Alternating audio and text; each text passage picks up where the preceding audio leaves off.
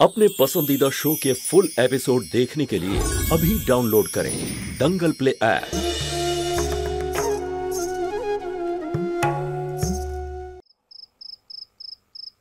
আমি তো শুরু থেকে সুষমা আর ব্রজের সম্পর্কের বিরোধী ছিলাম। একটা ভয় ছিল মনে তো হচ্ছিল কিছু একটা ভুল হচ্ছে, কিন্তু আমি আরে বাবা, ভগবান যেটা চান সেটাই হয়েছে। ঈশ্বরকে অনেক অনেক ধন্যবাদ যে জ্যোতি সবকিছু সামলে নিয়েছে, না হলে ওই মেয়ের সাথে যে আরো কত কি ঘটতো।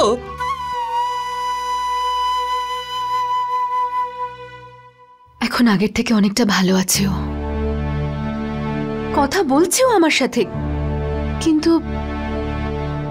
খুব বড় একটা আঘাত পেয়েছে ও। যে কোনো মেয়ের কাছেই এটা সহ্য করে নেওয়া খুব কঠিন যে তার নিজের স্বামী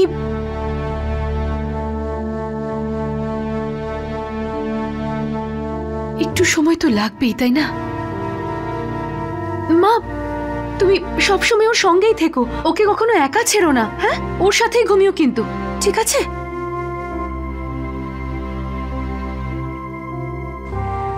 সব ঠিক হয়ে যাবে। আমি গিয়ে ওর কাছে একটু বসি বরং।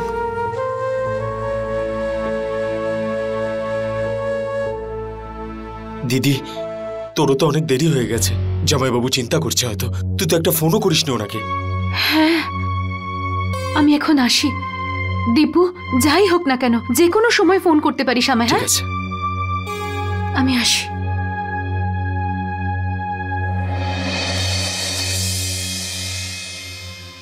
মা, সুষমা তো তোকে সবসময় ভুলই বুঝেছে,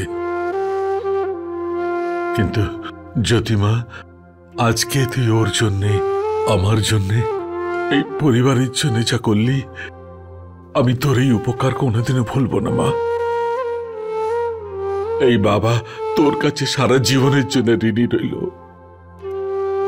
এসব কি কথা বলছো তুমি বাবা? বাবা মা কোনোদিনও ছেলে মেয়ের কাছে ঋণী হতেই পারে না। ঋণী তো সারা জীবন আমরা তোমাদের কাছে। আমাদের লেখাপড়া শিখিয়েছো, মানুষ করেছো, সেই সংস্কার দিয়েছো যাতে নিজের পায়ে দাঁড়াতে পারি। আর আমি কার জন্য করেছি? নিজের বোনের জন্যই তো করেছি। হতে পারে হয়তো আমার বিয়ে হয়ে গেছে, আমি চলে গেছি, কিন্তু পর হয়ে যায়নি আমি এখনো। তাই থ্যাংক ইউ বলে আমাকে এভাবে পর করে দিও না।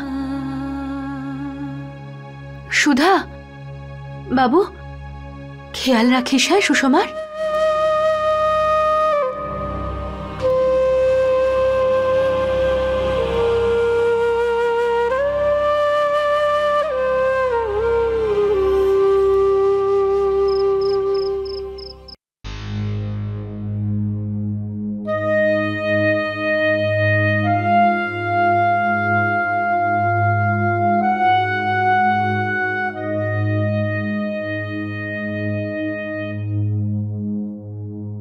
জ্যোতি,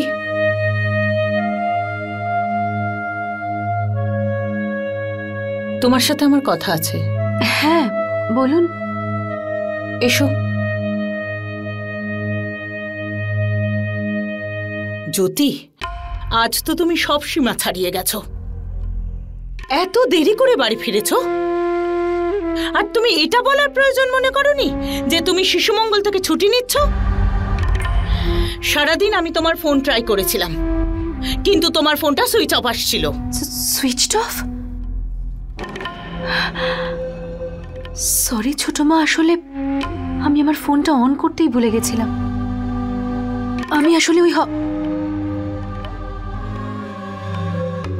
I'm really very sorry. তোমার সমস্যাটা কি জ্যোতি? আমি যতদূর জানি ফোন শুধু মন্দিরে বা হসপিটালে গেলে বন্ধ করতে হয়, আর মনে হয় না তুমি এর মধ্যে কোথাও গিয়েছিলে। তাহলে তো তুমি তোমার বাড়িতেই ছিলে। কি করে বোঝাবো আমি তোমায় জ্যোতি? তুমি এই বাড়ির বৌমা, আর এই পরিবারের প্রতিও তোমার কিছু ডিউটিজ আছে। এইভাবে প্রত্যেক ছোটখাটো ব্যাপারে ওখানে যাওয়াটা কি খুব জরুরি? ওখানেও তো সবাই আছে প্রবলেম সলভ করার জন্য। তোমার ভাই আছে, তোমার বোন আছে। ওরা কি এর যোগ্য নয় যে তুমি ওখানে না থাকলে তোমার বাড়ির ওই পরিস্থিতি সামলাবে? নাকি বিয়ের পরেও তোমার ফ্যামিলি তোমার কাছে আমাদের থেকে বেশি জরুরি? না না ছোট মা, সেরকম কোনো ব্যাপার নয়। আসলে অ্যাকচুয়ালি বাড়িতে এমন একটা সমস্যা হয়ে গেছিল যে আমার যাওয়াটা খুব দরকার হয়ে পড়েছিল। I am really very sorry যে আমি আপনাকে হার্ট করলাম, কিন্তু প্লিজ এইবারটা আমাকে ক্ষমা করে দিন। আর কখনো আমি এরকমটা করব না।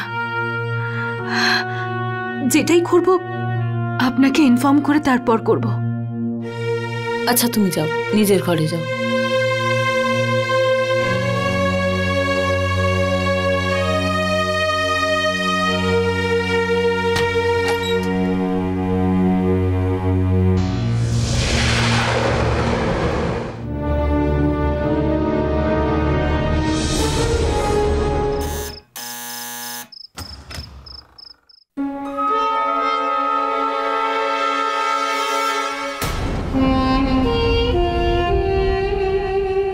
নমস্কার মা।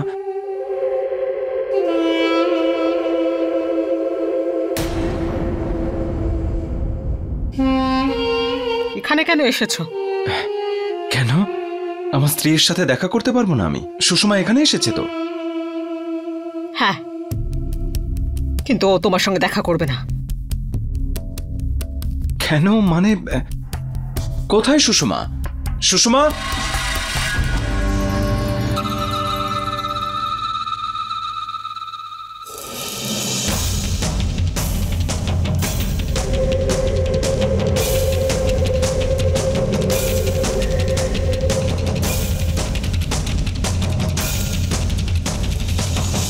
মা, আমি বুঝতে পারছি না আপনারা আমার সাথে কেন এরকম করছেন।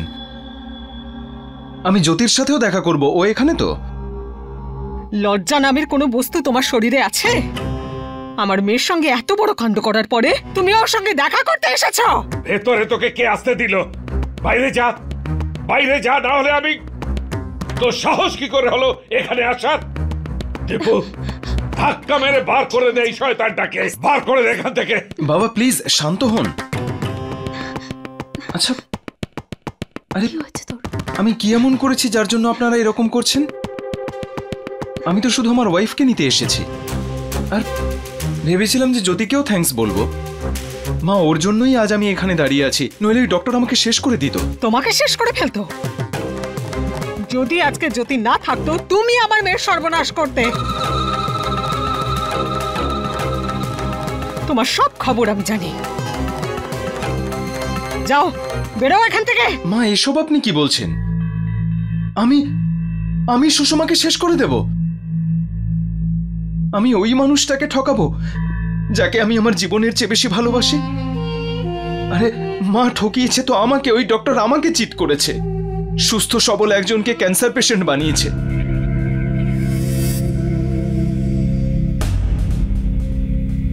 আমি মরছিলাম, ও আমার থেকে টাকা নিচ্ছিল।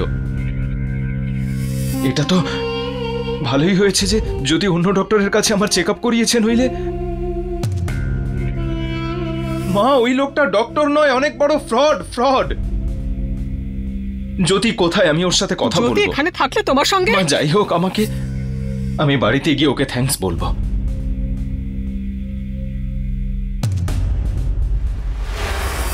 মা, এই অসুস্থ আর রোগের চিকিৎসার জন্য আমার সুষমাকে যে কি কি সহ্য করতে হয়েছে আমি কি বলবো আপনাকে।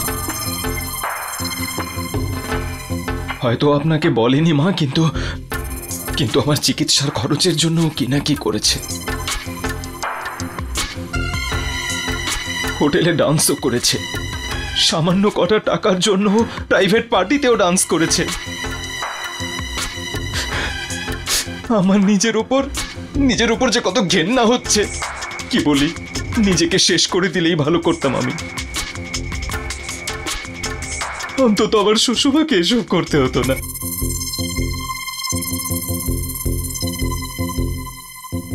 আমাদের সবার সামনে নাটক করছো। তোমরা কেউ ওর কথায় বিশ্বাস করবে না। ভীষণ চালাকো, আমাদের সবাইকে বোকা বানানোর চেষ্টা করছো। মনে আছে বাবা দিদি ওর ব্যাপারে কি কি বলেছিল? প্রথমে ওকে, তারপরে সুষমাকে, আর এখন আমাদের সবাইকে বোকা বানাতে এসেছে এখানে।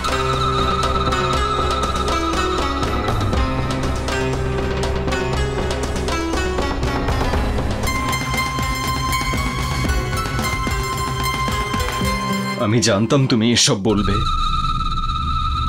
কারণ জ্যোতিও তোমার মাথায় এইসব ঢুকিয়েছে। কিন্তু আমি জ্যোতির সম্বন্ধে একটাও কথা বলবো না,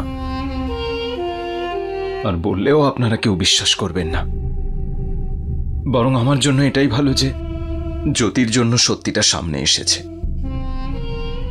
যতই ওর অন্য মতলব থাকুক না কেন। এখন কি আবার নতুন গল্প তৈরি করছো? আর কি করতোটা কি জ্যোতি? হ্যাঁ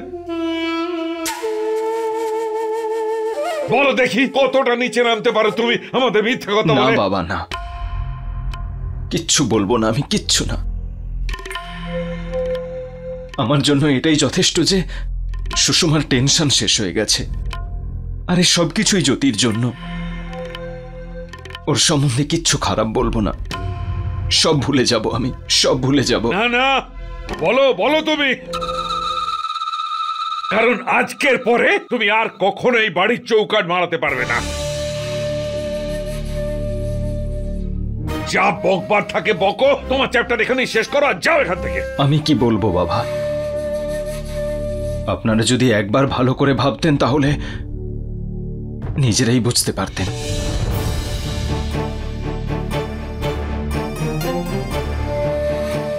কি বুঝে যেত? মা আপনাদের সবার চোখের মধ্যে জ্যোতি তার মিথ্যের পর্দা চাপিয়ে রেখেছে।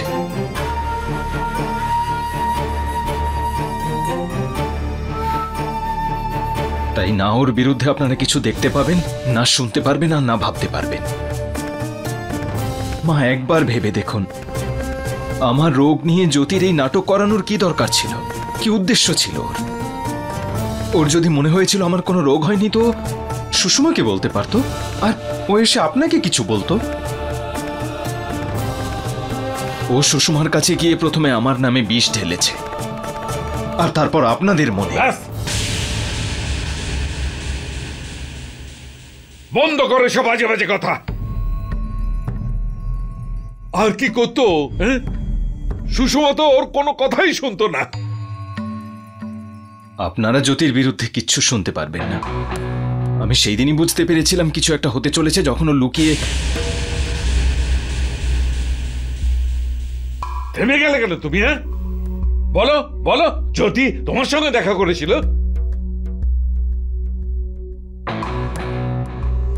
থাক, ছেড়ে দিন, কোনো লাভ নেই এসব বলে। আরে জ্যোতি তোমার সাথে দেখা করতে গিয়েছিল, আর যদি দেখাই করে থাকে কি বলেছে তোমাকে?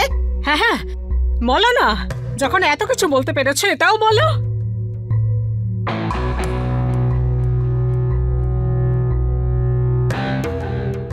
সত্যি শোনার সাহস আছে আপনাদের?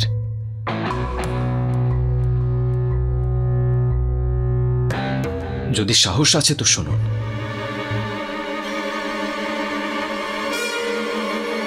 জ্যোতি আমাকে একা দেখা করার জন্য ডেকেছিল।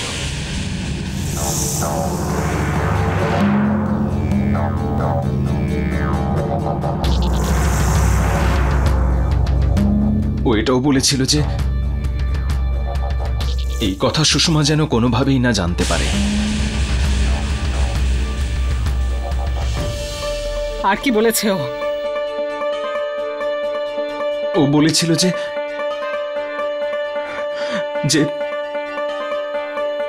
ও আজও আমাকে ততটাই ভালোবাসে।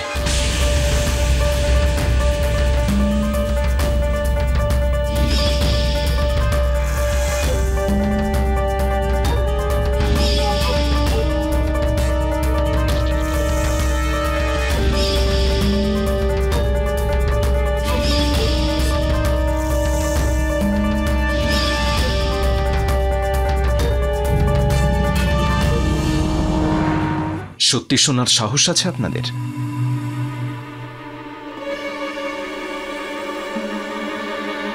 ও বলেছিল যে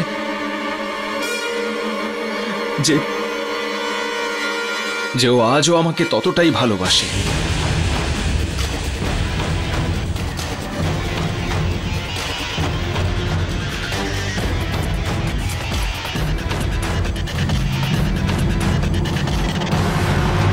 তাড়াহুড়োতে ওই অন্ধকে বিয়ে করে ও জীবনটাকে নরক করে ফেলেছে।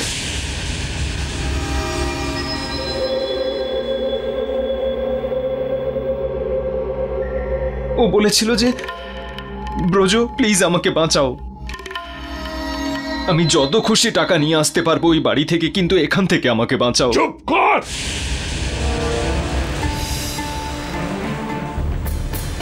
বন্ধ কর তোর এই নোংরা কথা। আমি আমার জ্যোতিষ সম্পর্কে তোর কাছ থেকে একটা কথাও শুনতে চাই না। আমার যদি এই অবস্থা আজ না হতো না, আমি তোর জিভ ছিঁড়ে নিতাম অভদ্র ছেলে। তুমি কিচ্ছু করতে পারবে না বাবা, কিন্তু আমি তো করতে পারবো। একে তো আমি বেরিয়ে যাবো। মার ওকে! বেরিয়ে যা, বেরিয়ে যা বলছি।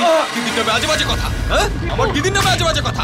বেরিয়ে যা এখান থেকে, বেরিয়ে যা, বাড়ির বাইরে যেন না দেখি তোকে। তোকে এখানে বেড়ে শেষ করে দেবো।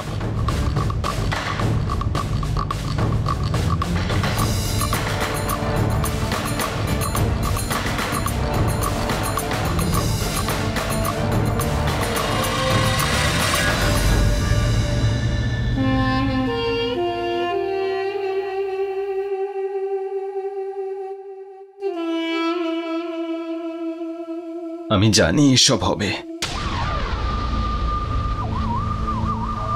আজকের পৃথিবীতে অন্ধ মানুষের সামনে সত্যি কথার ফল এটাই হয়।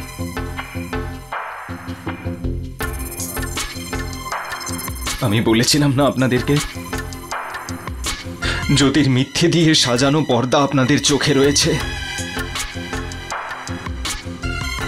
সত্যিটা আজ হেরে গেল, জিতে গেল জ্যোতি।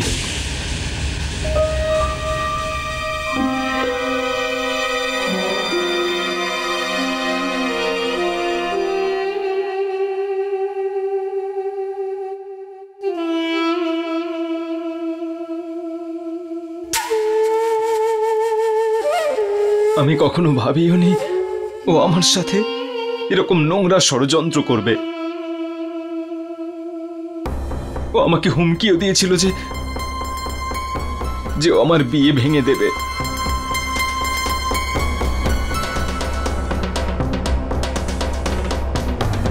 আর ও যা বলেছিল সেটা করে দেখালো।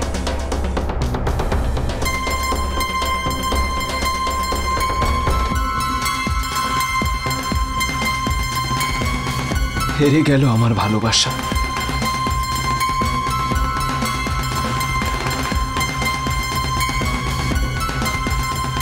বিয়েটাও ভেঙে গেল।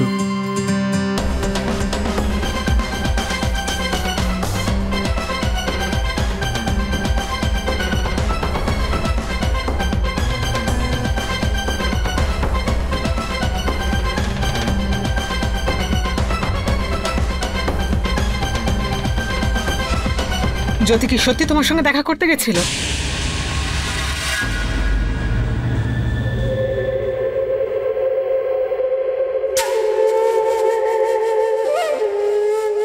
আমার মায়ের দিব্যি, দরকার হলে গঙ্গা জলে হাত দিয়েও বলতে পারি। আর তাও যদি না বিশ্বাস হয়, তাহলে জ্যোতিকে ফোন করুন আর জিজ্ঞেস করুন ওকে দেখা করতে এসেছিল কিনা। জিজ্ঞেস করুন। দেখা কি, পালাতে চাইছিল আমার সাথে।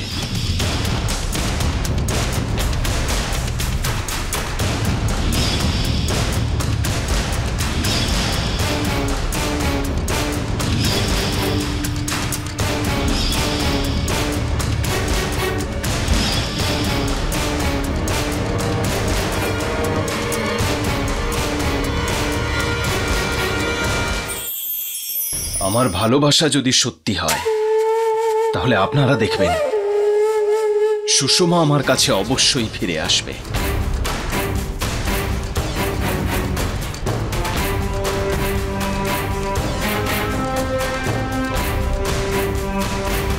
যেভাবে ও বলছে একবার জ্যোতিকে ফোন করে দেখো তো। আমার তো মনে হচ্ছে না অমিত। फुल एपिसोड देखने के लिए अभी डाउनलोड करें दंगल प्ले ऐप।